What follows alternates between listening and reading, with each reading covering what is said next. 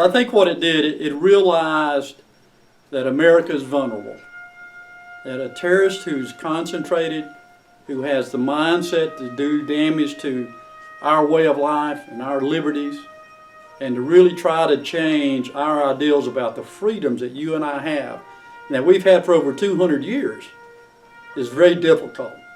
And I think what that inspired the president to do, and all presidents since then, is to instill in the American people that we won't be defeated by these guys. That we're going to buckle down, we're going to protect ourselves, we're going to project power where it has to be projected overseas in those nations that support terrorism. On February 26, 1993, a war was brought to our soil when the World Trade Center was brutally bombed. Although 6 people lost their lives and the buildings were damaged, the American people were not overly shocked, and life outside New York carried on as normal for most, but not for the military. Soon after, terror attacks occurred where Americans lived and worked overseas, including the bombings of 2 African embassies and an attack on the USS Cole in Yemen. We soon discovered that all of these attacks were linked to Osama bin Laden and Al-Qaeda. What we didn't know is that the attackers would slowly immigrate to U.S. soil.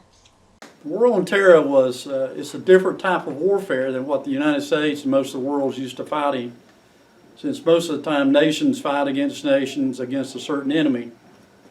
But the war on terror is quite different in that a lot of the terrorists are not sponsored by a country or a state, and they're very fractured. They have a lot of different terrorist activities. They have a lot of different creeds. Massive terror arrived on September 11, 2001. In comparison to 60 years earlier in World War II, these extremists awoke a sleeping giant. After America's nationalism was reborn, we took the war back to the Middle East. America's troops stormed Afghanistan in 2001 and Iraq in 2003, but not without a price. I was in charge of over 236 soldiers at one time.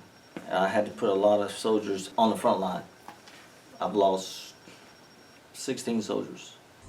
Although we may have lost some, it was a sacrifice everyone was willing to make.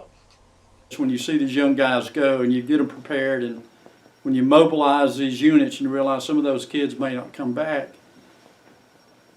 you think about how serious the job is and how important it is to do your job.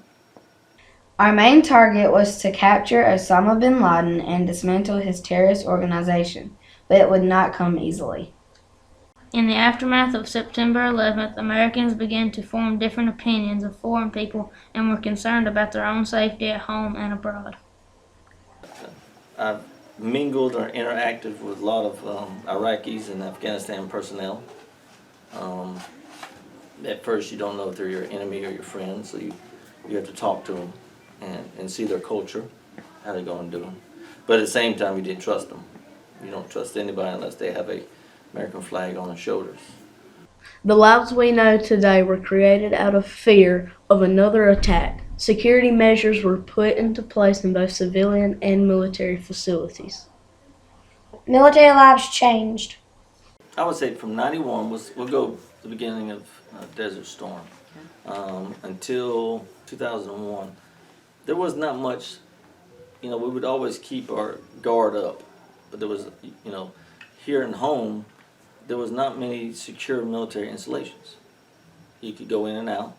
If you was a civilian, you could go in and out. You just couldn't go inside buildings because you had to have a military ID. So I would say we got, as they say, we got caught with our pants down after 9/11.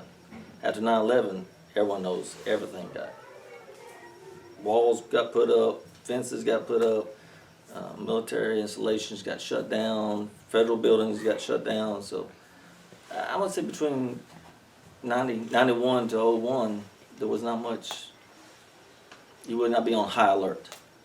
Now since then, yes. Public building entry procedures changed. And it's really very, very difficult to fight terrorists because of their complexity and the locations they're in.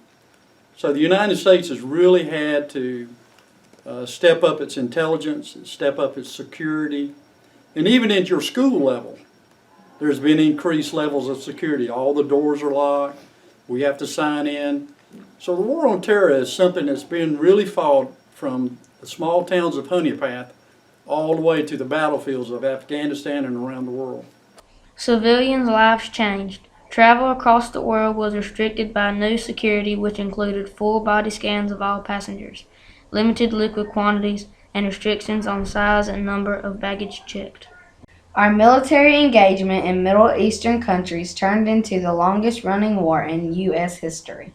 I was officially the last unit to leave Iraq when we shut down in 2012. No matter how long the war is, though, Americans will still have to fight to preserve our freedoms and way of life. We all had the same idea that our country was a great country, the Marine Corps was a great place to serve, that we all had a common bond of really being a warrior, that we were there to protect each other, to protect my kids, protect my wife, but to protect folks who couldn't protect themselves. And it was just a great opportunity to serve. Because of terrorists, America has been changed forever. I think it brought a new awareness that each one of us as citizens, including you guys as young people, you've got a responsibility as you grow up to protect America, to protect your way of life. And as we sit here today, just think how free we are. We have great liberties. You'll go home today and do what you want to do. You'll go home tomorrow and you'll get up tomorrow and come to school. And those are the freedoms that we cherish. And that's worth fighting for.